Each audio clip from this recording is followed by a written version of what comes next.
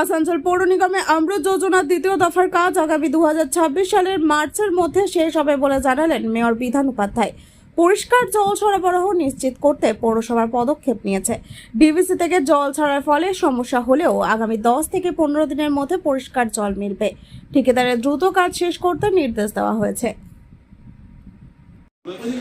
কোথায় কি পজিশন আছে এবং আমরা কত দিনের মধ্যে সেগুলো কমপ্লিট করতে পারবো, বা যেগুলো হয়তো অনেকগুলো টেন্ডারে ছিল অনেকগুলো টেন্ডার করেনি, সেই সব আলোচনা হলো।